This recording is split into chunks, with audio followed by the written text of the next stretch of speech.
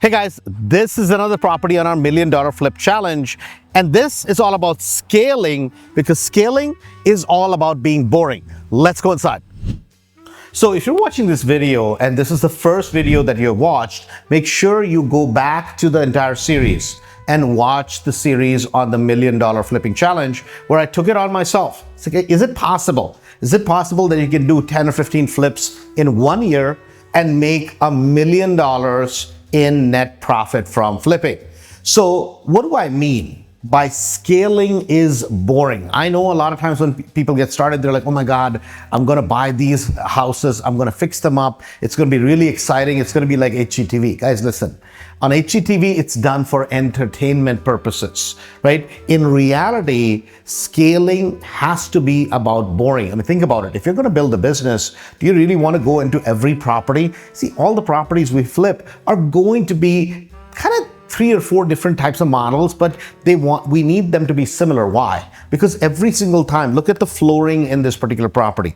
This is called luxury vinyl plank that we buy at Home Depot. We don't want to go every time say, well, Andrew, what kind of luxury vinyl plank do you want to do? Because that would be a complete waste of time, and then I would have to be here. It was very exciting when I was new in real estate. I wanted to go every day, look at what progress was made, what happened. But guess what? After hundreds and hundreds and hundreds of them, going to Home Depot, picking out stuff, or going to whatever your local big box store is, it's not exciting anymore. Now I just want results, which is what am I buying it for?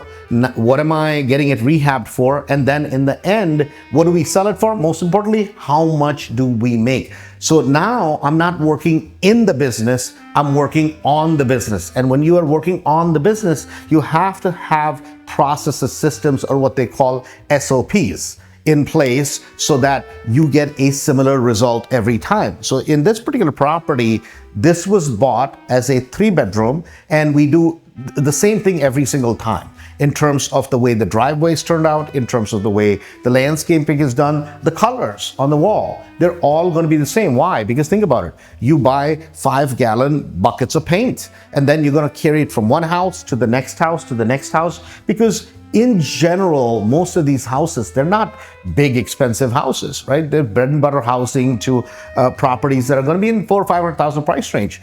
The color palette doesn't change. The trim palette generally is not going to change. So these are things you have to think about. If you look at some of our other videos, we use this exact dark color on the brick, on the front of the property, on the front elevation of the property, right? And that similar paint was used because we don't want to waste time whenever the crew goes out and is looking for paint, looking for things. Another thing I want to point out. So this is a pretty small kitchen, basic kitchen. The basic cabinets, they come from the same vendor where we get volume discount because we're buying a similar type of shaker cabinet every single time. It's kind of the hardware is every single time is the same, because if we buy, say, 400 of these pieces of hardware, we can use that over and over and over, and you can buy it rather than paying $3, you can get it for $1 or $2. And you may think, Andrew, what's the big deal? Well, it is a big deal if you truly want to operate like a business so that you can optimize your net profits. How do you make $1 million? Well, you make $1 million by having systems in place. Otherwise, you're going to have to run on the treadmill really, really hard. Same thing with the appliance package, right? We have about 2 different types of appliance packages. One is with the set of appliances where we'll have a microwave, we'll have a stove and a oven and a refrigerator. And the different types that we have is we're going to have the ones where we have a double door refrigerator, and in some places, if the property is really small, we're going to have a kind of the freezer on top and then your regular refrigerator. So that's going to be the appliance package, and we know what the pricing is every single time, so we don't have to second guess, we don't have to think about it over and over. Okay, so as we kind of walk towards the bathroom and as we walk towards the bedrooms, what you have to look at is what are the materials being used. A lot of times people want to overdo a bathroom. Even in the bathroom that we created, in this particular property, there were 2 bathrooms that we have. So if you notice the basic tile that's here, This is a very basic tile, and we use the exact same tile in every single property. The tub here, most of the times we either look at replace it or re-glaze it. So in this particular property, we just reglazed the tub and we kept the particular tub. All the fixtures, the toilets, the cabinets, every single thing here, right, has been done based on rinse and repeat. So every single property, we're doing the same exact thing. So this is something that you have to keep in mind as you are looking at these properties, as you're flipping these properties, that not to innovate. Even the small things like the fixtures nowadays, we're putting the same sort of a fixture. So if we have bought 30 of anything, right, it doesn't really matter which house it's going to go to. It's going to go into one of the houses. We use only one fixture or two fixtures here. We can save it the rest for the next property. Now we'll talk about KBB, which is kitchen, bedroom, bath, and how do you increase the value of a property on the back end.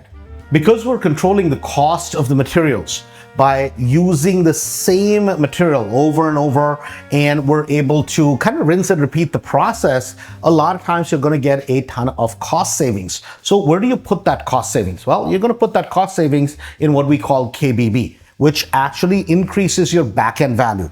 This property used to be a 2-bedroom, 1-bath property, and now it's been turned into a 3-bedroom, 2-bath property. So think about what really increases the value of the property. The number one thing is the kitchen. A nice rehabbed kitchen, which you saw in this particular property. If you can take the middle wall out, meaning opening up the kitchen, that increases the value tremendously on a property. So that's the number one thing we try to do. And number two is, can we add an additional bedroom and a bathroom? So in this property, we did end up adding an additional bathroom, which was created here. Now, mind you, this is not the biggest bathroom in the world, but what it does is now you have a family of 3 or 4 people, which is what your potential customer is going to be in this particular area. Now they don't have to wait if somebody's using the bathroom. You have 2 bathrooms, and that puts you ahead of the rest of the competition. This was the other bedroom that we created.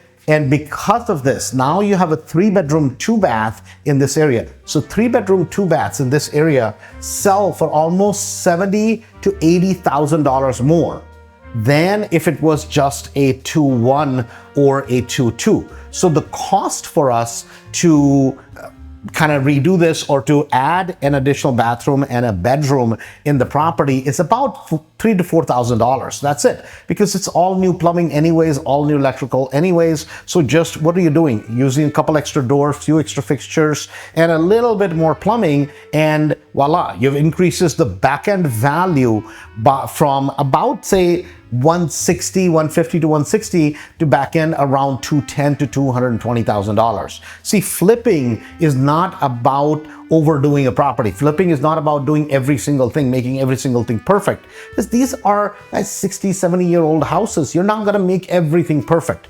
But flipping is about how do you make an investment? How do you rehab a property and maximize your return dollar per dollar on the back end? So let's go in the main room and we're going to go through the numbers.